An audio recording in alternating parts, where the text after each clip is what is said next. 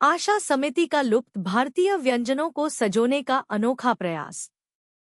पूर्वांचल राज्य ब्यूरो सुनील मणि त्रिपाठी की रिपोर्ट, गोरखपुर से। गोरखपुर बशारतपुर आशा समिति के द्वारा भारतीय लुप्त व्यंजनों को बचाने के लिए एक अनोखा प्रयास किया जा रहा है।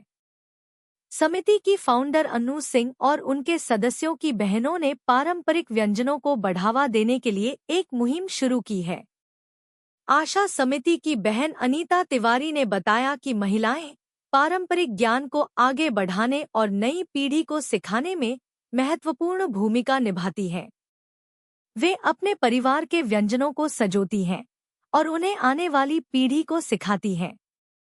हमारे समिति की महिलाएं पारंपरिक खाना पकाने की प्रथाओं को बढ़ावा देती हैं और कम तेल का प्रयोग करके स्वस्थ एवं स्वादिष्ट भोजन बनाने को प्रोत्साहित करती हैं।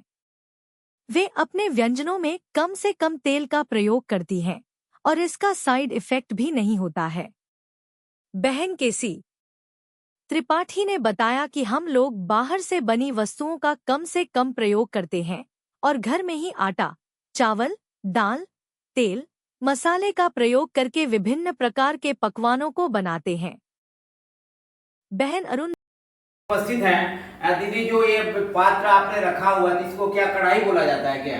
हाँ, ये भाप से इसमें बनाया। अच्छा, इसमें नीचे पानी भरा हुआ है। तो जरा इसका ढक्कन खोलिए, जरा देखें क्या है इसमें, क्या बन रहा है, ये क्या है, इसको क्या कहा जाता है? ये फरा बन रहा है। फरा बन रहा है, तो ये भी चावल के आटा ही होगा। जी जी। और इसमें जो ये बीच में रखा हुआ है, ये चना दाल है। चना की दाल। तो इसमें स्वाद बढ़ाने के लिए आप लोग कुछ आइटम मिलाती होंगी? इसमें बहुत मतलब जीरा, हिंग, लहसुन, मिर्ची, धनिया पत्ती, नमक स्वादानुसार जो है इस तरीके से। बस यही रहता है। अच्छा, तो ये गरिष्ठ भी तो होता नहीं होगा कोई नुकसान? क्योंकि ऑयल है ही नहीं इसमें। अच्छा, इसमें तेल की मात्रा नहीं होती है? बिल्कुल नहीं। अच्छा, इसको अगर बना करके रख दिया जाए तो 4-5 घंटे तो आराम से बहुत आराम से। अच्छा, देखा जा रहा है कि ये तमाम जैसे कुछ जो नए परिवेश में लोग आ रहे हैं, अपने घरों में बच्चों को जंक फूड खिला रहे हैं, कुछ चिप्स कुरकुरे इस तरह से बना करके, मैगी हो गया, पिज्जा हो गया, बर्गर हो गया।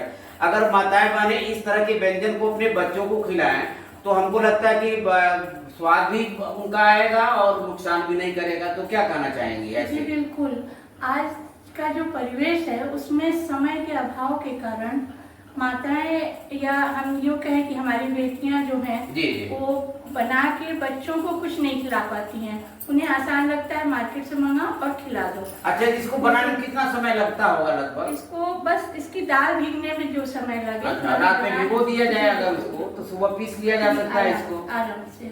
तो हमको लगता है कि मुश्किल से 30 मिनट के अंदर जो है पकवान बन सकता है, बन के तैयार हो जाएगा। अच्छा, तो और कौन कौन से व्यंजन आप जैसे बना लेती है? जैसे चिंबा हो गया, फारा हो गया। ये फरा की हमारे यहाँ 5-6 वैरायटी बनती है। अच्छा, इसकी अलग अलग टेस्ट भी होता है क्या? जैसे आपने बच्चों के लिए कहा ना, तो हम लोग बच्चों के अनुसार ही बनाते हैं।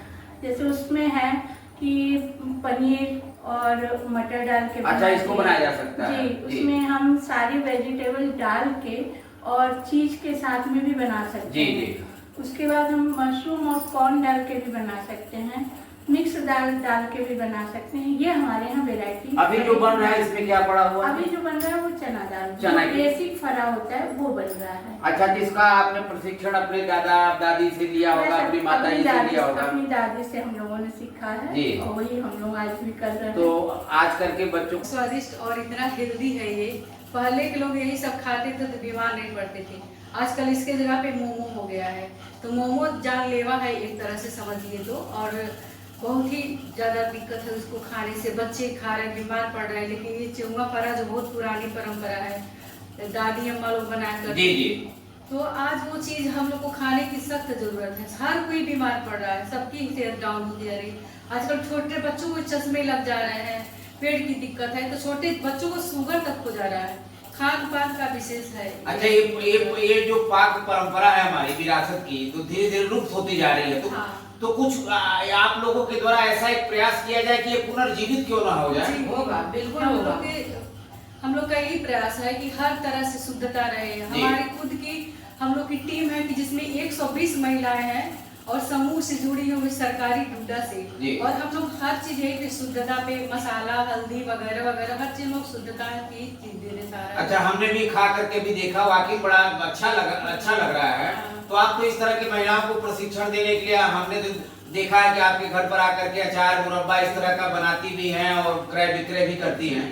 तो आजकल के युवा पीढ़ियों को, खास करके माताओं बहनों को क्या संदेश देना चाहती है, क्या कहना चाहती है? वो यही है कि इस कला, इस चीजों को तो सब लोग लगभग बढ़ावा दे, पूरे लोग जानते हैं, लेकिन नए लोग इसको इग्नोर करते चले जा रहे हैं। इसकी वजह से तमाम दिक्कतें हो रही है। और ये आंटी जी हैं, इनको करीब 36 व्यंजन बनाने आता है जी। अच्छा जी। हाँ। और इस तरह की बहुत हेल्दी चीजें बनाती हैं, और खाने से पहनने तक की एकदम बहुत परफेक्ट चीजें बनाती है।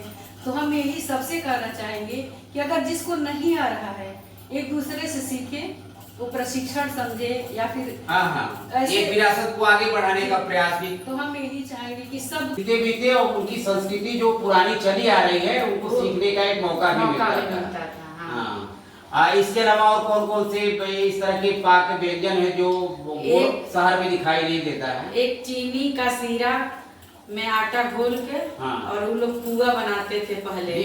पुआ तो अभी बनता है। अरे वो गुलगुला जी, ठेकुआ बनता है, गुलगुला बनता है। वो हम लोगों को बहुत पसंद आता था, बच्चे भी अब खा रहे हैं।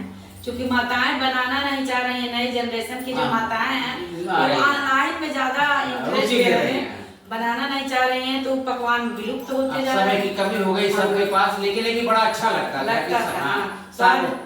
शुद्धता से भरपूर, स्वाद से भरपूर रहता था घर की बनाई हुई चीजें। तो हमको तो लगता है कि जो संयुक्त परिवार धीरे धीरे विघटन की कगार पर है, एकल परिवार बढ़ता चला जा रहा है, कुछ उसका भी योगदान है। पहले दादा दादी चाचा, उन पकवानों को हम भी थोड़ा सा देखते हैं कि खा करके कि क्या वाकई में बड़े लजीज हैं कि नहीं, क्या उंगलियां चाटने के लिए हम भी मजबूर हो जाएंगे।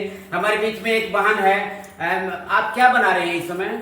ये चौवा फ्राई है। अच्छा, तो इसमें आटा कौन सा प्रयोग किया जाता है? ये चावल का आटा है। चावल का। तो इसको घर पर आप लोग पिसाते हैं कि मार्केट से? पिसवा के मंगाते हैं, चावल धुल के अपना जी, उसे मशीन पे भेज देते, पिस के आता है।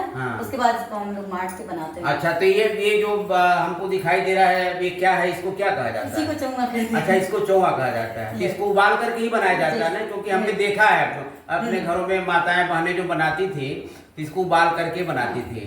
अच्छा, तो इसका कोई साइड इफेक्ट, नुकसान तो नहीं होता? कुछ नहीं, जैसे हम खाना खाते हैं, खाना ही तो चावल का ही तो बना है। लेकिन आजकल तो देखा जा रहा है कि बच्चे जंक फूड की तरफ बढ़ते चले जा रहे हैं।